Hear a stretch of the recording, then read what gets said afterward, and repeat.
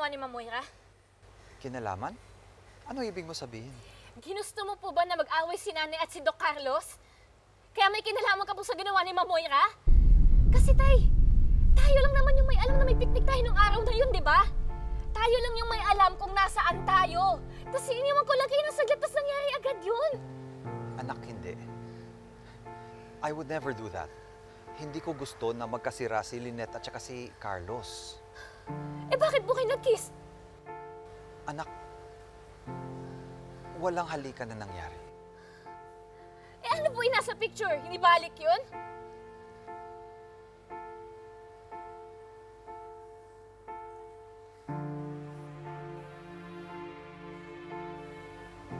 Ako ang may kasalanan, anak. Dahil sinubukan kong halikan si Lynette. Po? Pero umiwas siya. Hinding-hindi magawa ni Lynette na halikan ako kasi may iba na siyang mahal. O eh, di umamin ka din po. Bakit sinubukan mo pong halikan si Nanay? Tay, di ba ilang beses na po kitang sinasabihan na layuan po si Nanay kasi masaya na siya kay Doc Carlos. Pero ba't di ka po nakikinig sa akin? I'm sorry, anak. Nadala lang ako. Nadala siya dahil nagpakita ka ng motibo.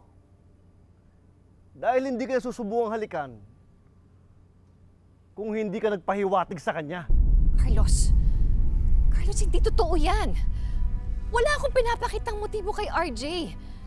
Huwag mong isisi sa akin yung kasalanan na ginawa niya. Hindi ko naman kontrolado kung anong gusto niyang gawin.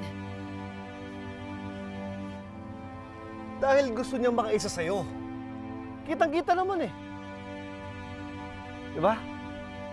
Tinitesting niya yung kahinaan mo. Carlos, pinagsabihan ko na si RJ. Pinagalitan ko na siya.